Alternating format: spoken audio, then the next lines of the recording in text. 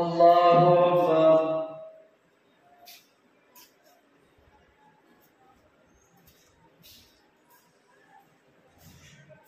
الحمد لله رب العالمين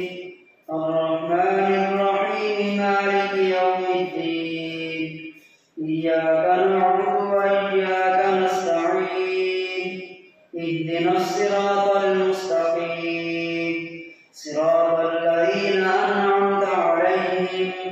غير المغضوب عليهم ولا الضالين.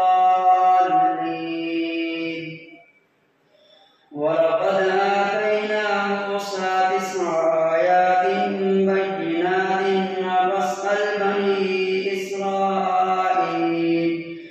إسرائيل إذ جاءهم فقال له فرعون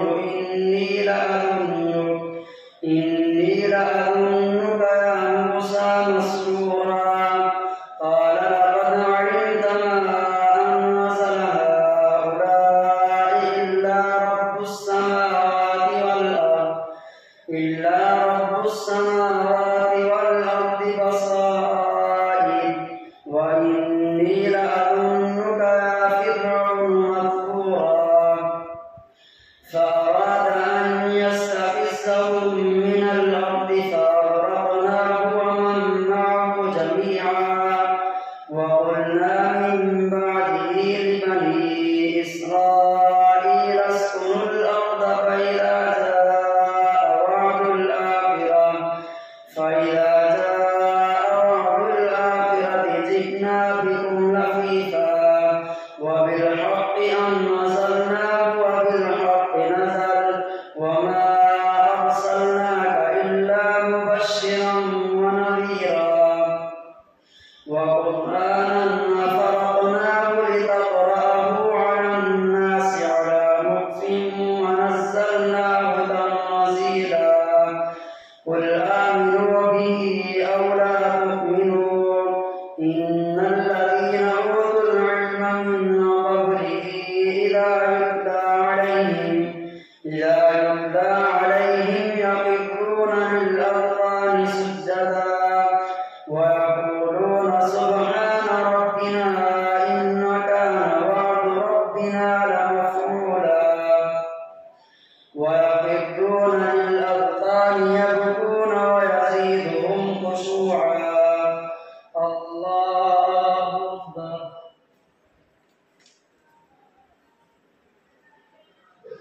الله أكبر. قل ادعوا الله أو ادعوا الرحمن أيما تدعوا فله الأسماء الحسنى. ولا تجهر بصلاتك ولا تخافت بها وابتغ بين ذلك سبيلا. وقل الحمد لله الذي لم يتخذ ولدا ولم يكن له شريك في الملك ولم يكن له ولي من الذل وكبره تكبيرا. الحمد لله الذي أنزل على عبده الكتاب ولم يجعل له عوجا قيما لينذر بأسا شديدا من لدنه ويبشر المؤمنين الذين يعملون الصالحات أن لهم أجرا حسنا ماكثين فيه أبدا. وينذر الذين قالوا اتخذ الله ولدا ما لهم به من علم ولا لآبائهم كبرت كلمة تخرج من أفواههم إن يقولون إلا كذبا. فلعلك باخع نفسك على آثارهم إن لم يؤمنوا بهذا الحديث أسفا. إنا جعلنا ما على الأرض زينة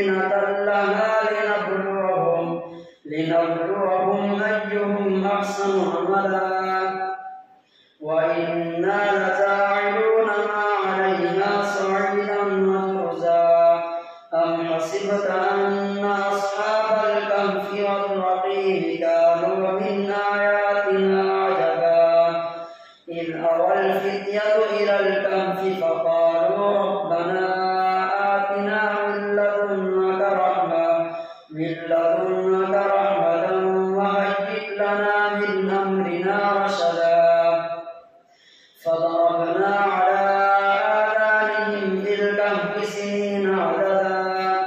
ثم بعثناهم لنعلم أي الحزبين أحصى لما لبثوا أمدا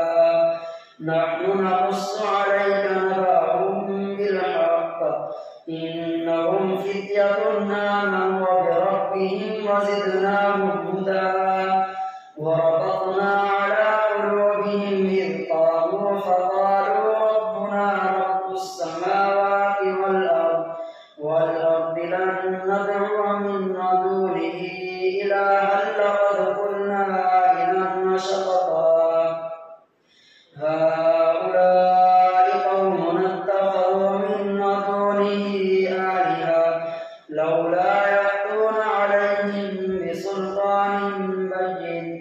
فمن أظلم ممن افترى على الله كذبا وإذ اعتزلتموهم وما يعبدون إلا الله فأووا إلى الكهف ينشر لكم ربكم من رحمته ويهيئ لكم من أمركم مرفقا وترى الشمس إذا طلعت تزاور عن كهفهم ذات اليمين وإذا غربت تقرضهم ذات الشمال وهم في فجوة منه ذلك من آيات الله من يهد الله فهو المهتد ومن يضلل فلن تجد له وليا مرشدا وتحسبهم أيقاظا وهم رقود ونقلبهم ذات اليمين وذات الشمال وكلبهم باسط ذراعيه بالوصيد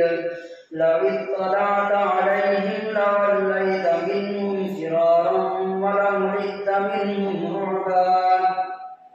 وكذلك بعثناهم ليتساءلوا بينهم قال قائل منهم كم لبثتم قالوا لبثنا يوما أو بعض يوم قالوا ربكم أعلم بما لبثتم فابعثوا أحدكم بورقكم هذه إلى المدينة فلينظر أيها أزكى طعاما فليأتكم برزق منه وليتلطف ولا يشعرن بكم أحدا إنهم إن يظهروا عليكم يرجموكم أو يعيدوكم في ملتهم ولن تفلحوا إذا أبدا وكذلك أعثرنا عليهم ليعلموا أن وعد الله حق وأن الساعة لا ريب فيها إذ يتنازعون بينهم أمرهم فقالوا ابنوا عليهم بنيانا ربهم أعلم بهم قال الذين غلبوا على أمرهم لنتخذن عليهم مسجدا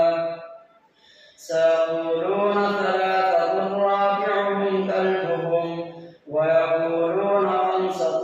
سادسهم كلبهم رجما بالغيب ويقولون سبعة وثامنهم كلبهم قل ربي أعلم بعدتهم ما يعلمهم إلا قليل فلا تمار فيهم إلا مراء ظاهرا ولا تستخف فيهم منهم أحدا ولا تقولن لشيء إني فاعل ذلك غدا إلا أن يشاء الله واذكر ربك إذا نسيت وقل عسى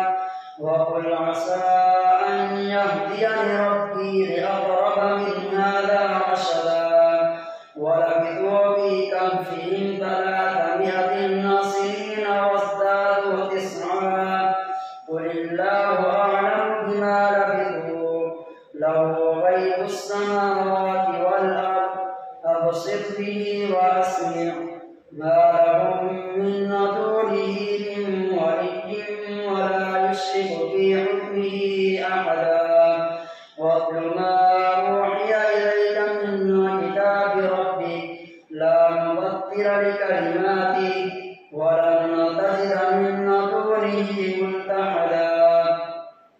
واصبر نفسك مع الذين يدعون ربهم بالغداة والعشي يريدون وجهه ولا تعد عيناك عنهم تريد زينة الحياة الدنيا ولا تطع من أغفلنا قلبه عن ذكرنا واتبع هواه وكان أمره فرطا وقل الحق من ربكم فمن شاء فليؤمن ومن شاء فليكفر إنا أعتدنا للظالمين نارا أحاط بهم سرادقها وإن يستغيثوا يغاثوا بماء كالمهل يشوي الوجوه بئس الشراب وساءت مرتفقا إن الذين آمنوا وعملوا الصالحات إنا لا نضيع أجر من أحسن عملا أولئك لهم جنات عدن تجري من تحتهم الأنهار يحلون فيها من أساور من ذهب ويلبسون ثيابا خضرا من سندس واستبرق متكئين فيها على الأرائك نعم الثواب وحسنت مرتفقا الله أكبر سمع الله لمن حمده الله أكبر الله أكبر الله أكبر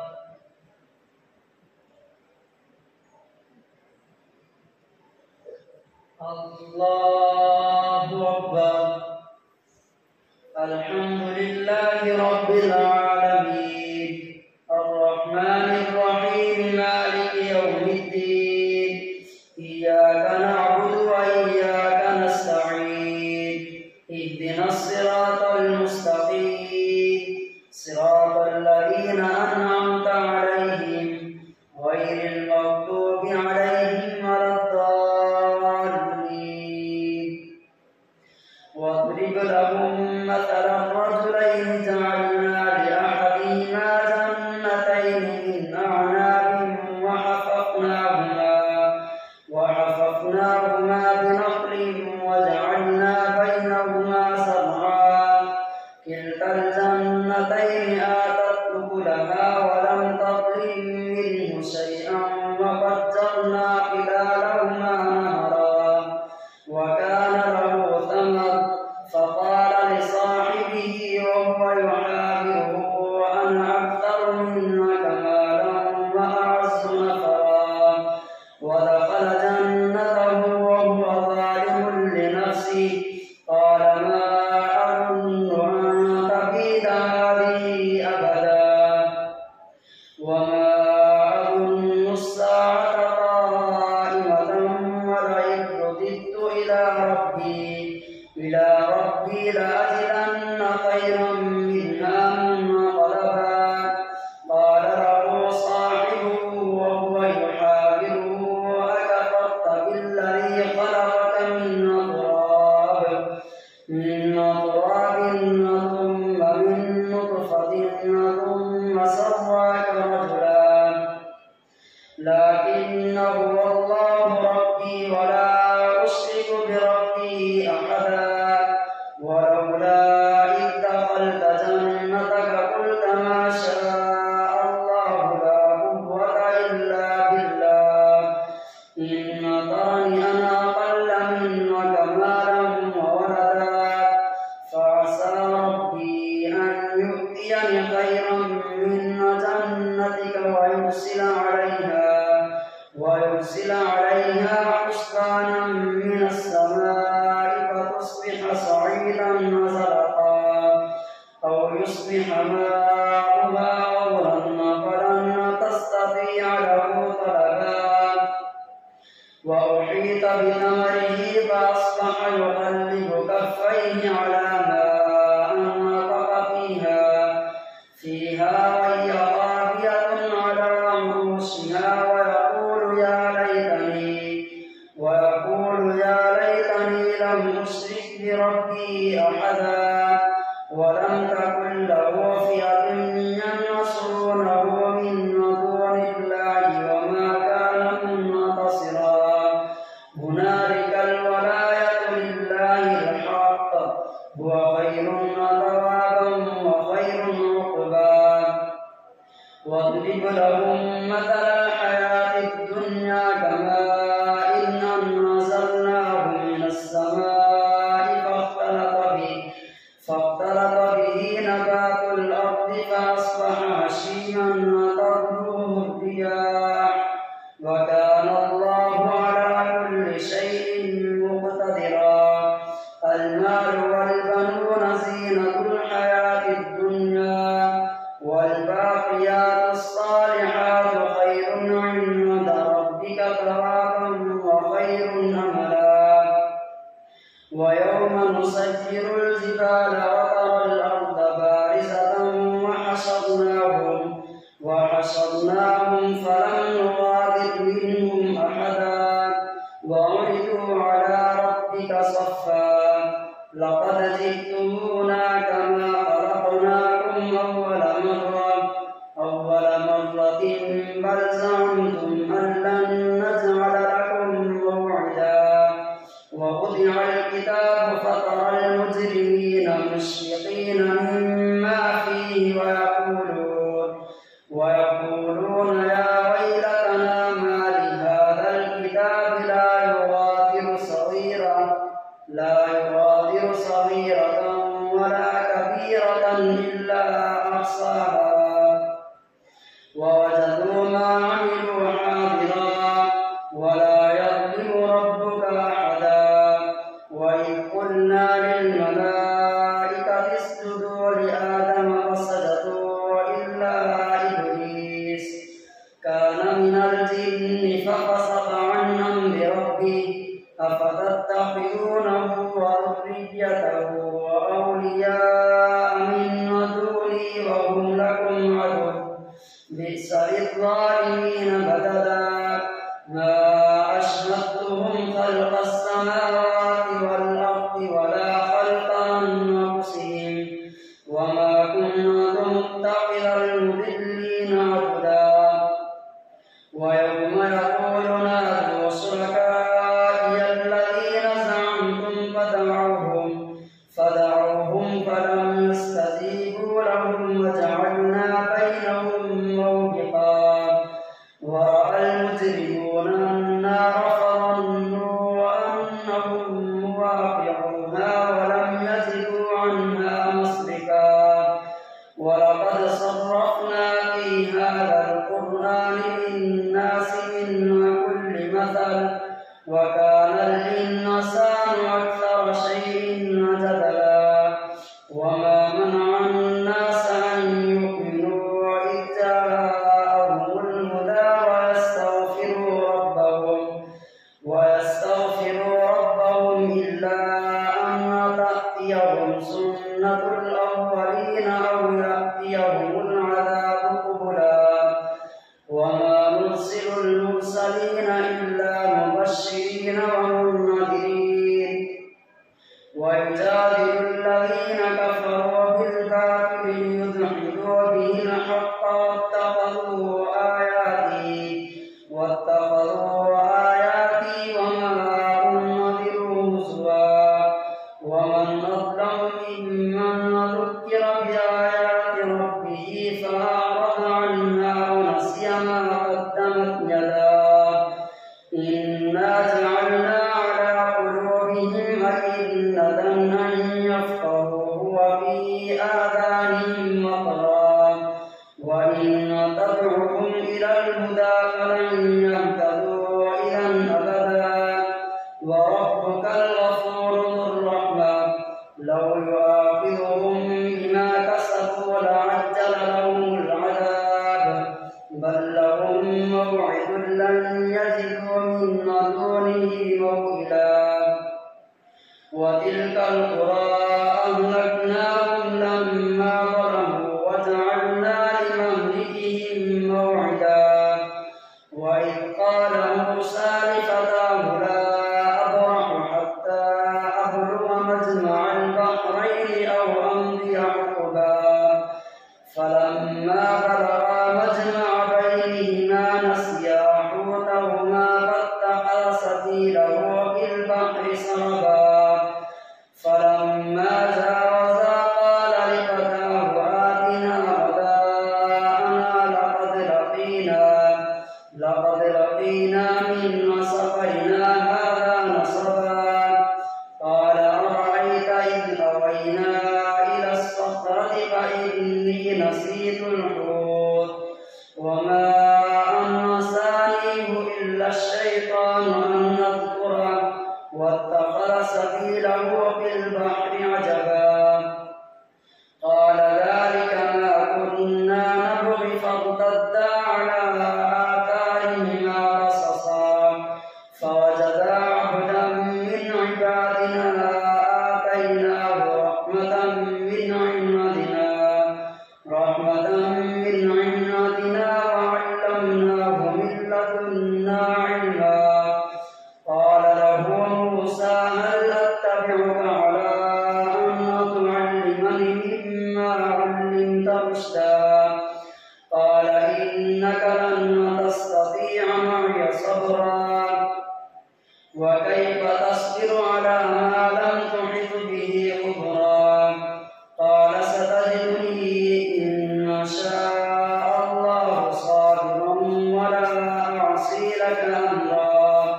قال فإن اتبعتني فلا تسألني عن شيء حتى أحدث لك منه ذكرا فانطلقا حتى